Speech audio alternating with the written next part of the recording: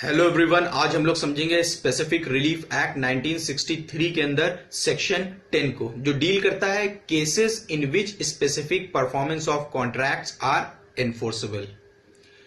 यानी वो केसेस, वो सिचुएशन जहां पे स्पेसिफिक परफॉर्मेंस ऑफ कॉन्ट्रैक्ट्स जो है वो एनफोर्सेबल है। जब हम लोगों ने स्पेसिफिक रिलीफ एक्ट का इंट्रोडक्शन वाला टॉपिक कवर किया था तो उसमें हमने एक उदाहरण दिया था। हमने बताया था कि बहुत सारी ऐसी परिस्थितियां होती हैं, ऐसी सिचुएशन होती है जहां पे कॉन्ट्रैक्ट को तोड़ देने से, कंपेंसेशन दे देने से, मुआवजा दे देने से व्यक्ति जिसने कॉन्ट्रैक्ट किया है या जो करार में है उसको कोई सेटिस्फैक्शन नहीं मिलता, उसको कोई फायदा नहीं होता। वहां पे जरूरी होता है कि कॉन्ट्रैक्ट ही पूरा किया जाए। हमने उदाहरण दिया था कि एक व्यक्ति हॉस्पिटल में जाता है, एडमिट होता है, हॉस्पिटल वाले उसकी कोई केयर नहीं करते हैं, उसका इलाज नहीं करते हैं, उसको कोई ध्यान नहीं देते हैं। अब जब वो इस चीज के लिए दावा करता है तो हॉस्पिटल वाले कहते हैं कि हम मुआवजा दे रहे हैं तुम्हें। क्या उसको मुआवजा दे देने से फायदा हो जाएगा? अगर कोई अपने किडनी का इलाज कराने हॉस्पिटल जाता है तो हॉस्पिटल वाले कहें कि हमसे पैसा ले लो, किडनी का इलाज नहीं कर पाएंगे, तो उसको कोई फायदा होगा? वो वहां पे सेटिस्फाई नहीं हो पाएगा। वहां पे सेटिस्फैक्शन उसको कैसे मिलेगा? जब हॉस्पिटल वाले उसके किडनी के लिए इलाज करें। तो वहां पे स्पेसिफिक परफॉर्मेंस ऑफ कॉन्ट्रैक्ट जो है नेसेसरी है, जरूरी है, तभी उसको सेटिस्फैक्शन मिलेगा। नहीं तो उसको कंपेंसेशन से कोई फायदा नहीं होगा, वो उल्टा पैसा दे देगा हॉस्पिटल को। ये चीज हम लोगों ने कवर कर दी जब इसका इंट्रोडक्शन कवर कर रहे थे। अब ये सेक्शन 10 हमें बताता है कि कौन कौन सी जगहों पे, किन केसेस में जो है स्पेसिफिक परफॉर्मेंस जो है वो इन्फोर्सेबल है, कहां पे आप कॉन्ट्रैक्ट को इन्फोर्स करवा सकते हैं बनिस्बत मुआवजा लेने से, कंपेंसेशन लेने से। ये इस चीज को ऊपर डील करता है। ये कहता है कि इस चैप्टर को अधीन में रखते हुए कोर्ट के डिस्क्रिएशन पे कॉन्ट्रैक्ट जो होंगे इन्फोर्सेबल होंगे। न्यायालय के विवेकानुसार, यानी न्यायालय के डिस्क्रिएशन पे जो कॉन्ट्रैक्ट्स होंगे वो इन्फोर्सेबल होंगे। सिर्फ उन केसेस में कोर्ट जो है इन्फोर्सेबल होंगे। किस केसेस में? जहां पे कोई स्टैंडर्ड ना हो, जहां पे कोई इस चीज का स्टैंडर्ड ना हो कि जो एक्चुअल डैमेज हो उसको डिटरमाइन किया जा सके। यानी अगर न्यायालय के पास कोई ऐसा कैलकुलेटिंग मेथड नहीं है, मतलब न्यायालय के पास कोई ऐसा मेथड नहीं है कि जो डैमेज होगा, जो नुकसान होगा आपको, फॉर एग्जांपल अगर आप किसी से कॉन्ट्रैक्ट करते हैं, अब मान लीजिए कि उस कॉन्ट्रैक्ट को टूटने पे न्यायालय के पास कोई ऐसा मेथड नहीं है कि ये डिटरमाइन किया जा सके कि आपका कितना नुकसान होगा, तो उस केस में न्यायालय जो है वो पार्टी को एनफोर्स कर सकता है कि तुम अपने कॉन्ट्रैक्ट को पूरा करो। क्योंकि न्यायालय जो है आपका नुकसान जो है पता ही नहीं कर सकता है कि कितना नुकसान होगा, तो उस केस में न्यायालय क्या करेगा कि कॉन्ट्रैक्ट को एनफोर्स करवाएगा कि जो कॉन्ट्रैक्ट हुआ है, जो समझौता, जो करार हुआ है उसको पूरा किया जाए। उस केस में भी, और उस केस में भी न्यायालय कॉन्ट्रैक्ट को एनफोर्स करवा सकता है जिस जगह पे पैसा दे देने से कोई रिलीफ नहीं मिलेगा। जैसे हमने हॉस्पिटल के केस में हम लोगों ने कवर किया कि वहां पे पैसा दे देने से रिलीफ नहीं मिलेगा। वहां पे रिलीफ कैसे मिलेगा? जब हॉस्पिटल वाले जो है उस पेशेंट को इलाज दें जिसको प्रॉब्लम है, जिसको दिक्कत है। जैसे हमने बताया कि अगर वो अपनी किडनी के दिक्कत के लिए हॉस्पिटल जाता है तो वहां पे कंपेंसेशन से उसको एडुकेट रिलीफ नहीं मिलेगा। तो इसका जो बी क्लॉज है वो यही कह रहा है कि जहां पे कंपेंसेशन, पैसा, मुआवजा दे देने से उस व्यक्ति को एडिक्वेट रिलीफ नहीं मिलेगा, तो उस केस में भी न्यायालय जो है उसका स्पेसिफिक परफॉर्मेंस जो है इन्फोर्स कर सकता है कि आप कॉन्ट्रैक्ट को, आप इस करार को पूरा करिए, आप उसका इलाज करिए, उस उदाहरण के हिसाब से। इसका एक्सप्लेनेशन कह रहा है unless and until the contrary is prove the court shell presume. ये कह रहा है कि अनलेस एंड अनटिल इसका कंट्रेरी प्रूव होता है, कोर्ट हमेशा इस चीज को प्रिज्यूम करके चलेगा कि अगर मान लीजिए किसी का, आपका किसी के साथ ये समझौता होता है, ये कॉन्ट्रैक्ट होता है कि आप उसको इमूवेबल प्रॉपर्टी, अचल संपत्ति ट्रांसफर करेंगे, तो न्यायालय ये चीज प्रिज्यूम करके चलेगा कि अगर अचल संपत्ति ट्रांसफर करने का कॉन्ट्रैक्ट हुआ है तो इसको कंपेंसेशन दे के रिलीव नहीं किया जा सकता है। यानी इसको कंपेंसेशन दे के फुलफिल नहीं किया जा सकता है। उस जगह पे प्रॉपर्टी का ट्रांसफर होने से ही जिस व्यक्ति के साथ कॉन्ट्रैक्ट हुआ है वो कॉन्ट्रैक्ट फुलफिल होगा। खाली कंपेंसेशन दे देने से वहां पे फुलफिल नहीं होगा। ये कह रहा है that the breach of a contract to transfer immovable property can not be adequately relieved by compensation in money. तो अगर इमूवेबल प्रॉपर्टी का मामला होगा तो उसमें कोर्ट हमेशा यही प्रिज्यूम करके चलेगा कि अगर आपने किसी के साथ समझौता किया है अचल संपत्ति ट्रांसफर करने का, तो अब आप उसको कंपेंसेशन दे कि भाई मैं संपत्ति तुझे ट्रांसफर नहीं कर सकता, ये पैसा ले लेना। तो वहां पे कंपेंसेशन से जो है उसको रिलीफ नहीं मिलेगा, वहां पे न्यायालय आपसे उस प्रॉपर्टी को ट्रांसफर करवा सकती है।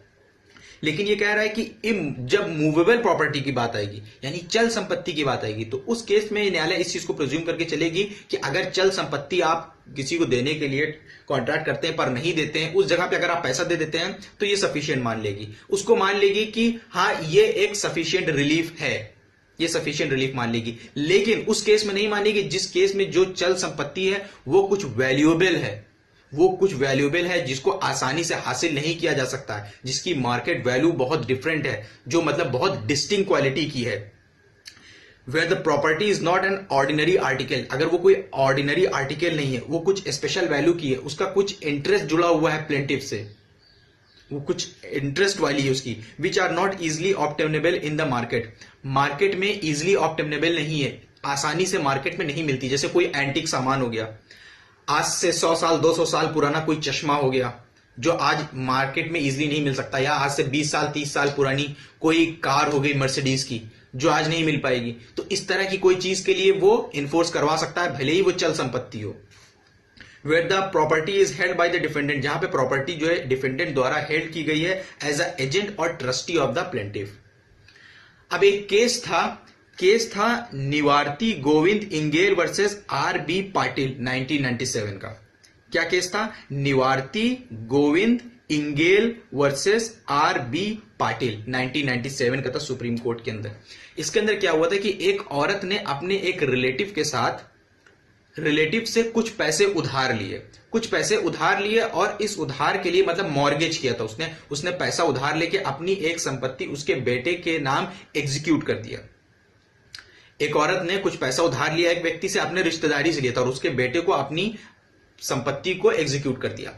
अब उसने इस संपत्ति को एग्जीक्यूट करके उसके अंदर यह कंडीशन डाल दिया था कि जब वो औरत पैसा लौटा देगी तो आप अपना जो संपत्ति उसने दिया वो वापस कर दीजिए, जो नॉर्मल रूल है मॉर्गेज का। तो अब उसके बाद क्या हुआ, जब औरत ने उसको पैसा लौटाया तो वो व्यक्ति जो है उसकी संपत्ति जो है वापस दे ही नहीं रहा है। अब वो चाहे उसको औरत को पैसा दे रहा हो या संपत्ति उसकी ना दे रहा हो, तो जब वो न्यायालय गई तो न्यायालय ने उसके इस कॉन्ट्रैक्ट को एनफोर्स करवा दिया। यानी न्यायालय ने भले ही उसने उस संपत्ति को किसी और को बेच दिया हो, जिसके पास उसने मॉर्गेज करी थी उसने किसी को बेच दिया हो, न्यायालय ने इस कॉन्ट्रैक्ट को एनफोर्स करवाया कि ये औरत के पास वापस जाएगी। यहां पे कंपेंसेशन दे देना औरत को सेटिस्फाई नहीं करेगा, क्योंकि इस कॉन्ट्रैक्ट के अंदर ऑलरेडी कंडीशन थी कि जब वो पैसा लौटा देगी तो आप उसको उसकी संपत्ति वापस करेंगे। तो न्यायालय ने उसकी संपत्ति को वापस दिलवाने के लिए डिक्री पास करी। भले ही उसने बेच दिया था, जिसके पास उसने मॉर्गेज करी थी उसने बेच दिया था किसी थर्ड आदमी को, वो भी नहीं रख सकता, उसके अगेंस्ट भी ये प्रॉपर्टी जो है स्पेसिफिकली इन्फोर्सेबल हो गई।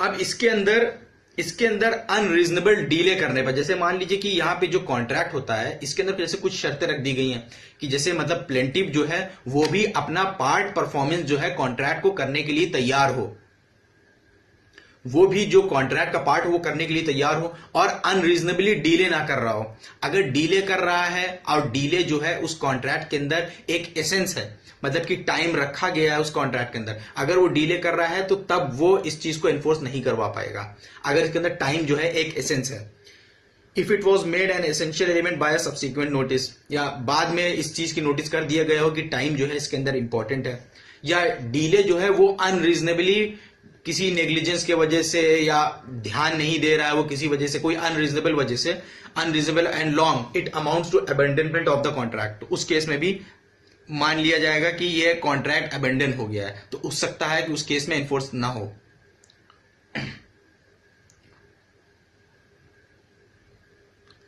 As a general proposition of law in the case of sale of immovable property, there is no presumption of time being. इसमें ये बताया जा रहा है कि अगर अचल संपत्ति को लेके कोई कॉन्ट्रैक्ट हुआ है तो उसके अंदर कोर्ट ये प्रिज्यूम नहीं करेगी अचल संपत्ति के अंदर कि टाइम जो है इसका एसेंस है, मतलब टाइमली होनी चाहिए, टाइमली ट्रांसफर होनी चाहिए, टाइमली कॉन्ट्रैक्ट पूरा होना चाहिए।